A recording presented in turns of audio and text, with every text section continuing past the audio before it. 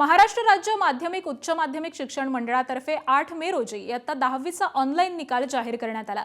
मात्र अजून देखील अनेक विद्यार्थ्यांना त्यांचा निकाल पाहता आलेला नाहीये। पुणे विभागीय मंडळामध्ये 117 विद्यार्थ्यांचा निकाल राखून ठेवण्यात आलेला होता।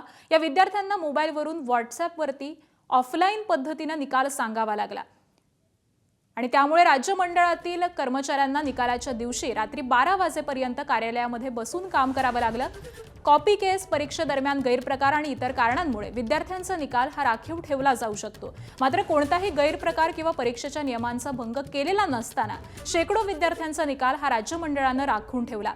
निकाल पाहता येत नसल्यामुळे विद्यार्थी सध्या तणावाखाली आहेत, त्यांचे पालक देखील हतबल आहेत। शाळेकडे याबाबत संपर्क साधला असता शाळेकडे देखील या संदर्भातील कोणतेही उत्तर नसल्यामुळे आता काय करावं असा पालकांसमोर प्रश्न निर्माण झालाय। आणि दरम्यान याच संदर्भामध्ये पुण्यातील भोसरी इथल्या संदीप थोरात यांच्या कुटुंबियांशी बातचीत केली आहे। आमच्या प्रतिनिधींनी आपण पाहूयात।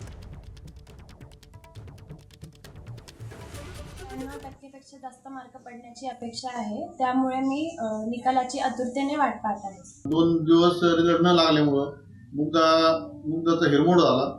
बाकीच्या तिच्या मैत्रिणीकडून नातेवाईकांकडून आम्हाला मार्क विचारण्यात येत आहे, त्यामुळे ती थोडी निराश झालेली आहे। निकाल वेळेत न लागल्यामुळे खूप निराशा झाली आमची आणि बोर्डाला हीच विनंती माझी की लवकरात लवकर निकाल यावा। दरम्यान असाच फटका वाईकर कुटुंबातल्या विद्यार्थिनीलाही बसलाय। माझ्या बहिणीचा निकाल अद्यापही लागलेला नाही, आम्ही बोर्डाच्या अधिकाऱ्यांना भेटून आलो, 2 दिवसांमध्ये निकाल लागेल म्हणाले, मात्र अद्याप 4 दिवस उलटलेत। आज 5वा दिवस आहे, तरी देखील निकाल लागलेला नाही, अशी प्रतिक्रिया त्यांच्या कुटुंबियांनी दिली आहे। बघूयात। माझी बहीण श्रेया संतोष वायकर तिचा लागलेला नाहीये। पोर्टलवर सर्च केलं SSCच्या तर नो रिझल्ट फाउंड असं येत होतं। मग आम्ही जे पोर्टलवरती नंबर होते बोर्डचे त्याच्यावरती कॉन्टॅक्ट केलं, इन्क्वायरी केली, तर त्यांनी असं आम्हाला सांगितलं की टेक्निकल इश्यू आहे म्हणून। ते बोलले तुमचा निकाल 2 दिवस डिले होणार आहे।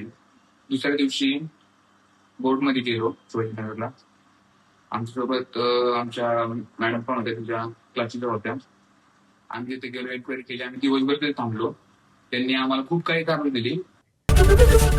एबीपी माझा, उघडा डोळे बघा नीट।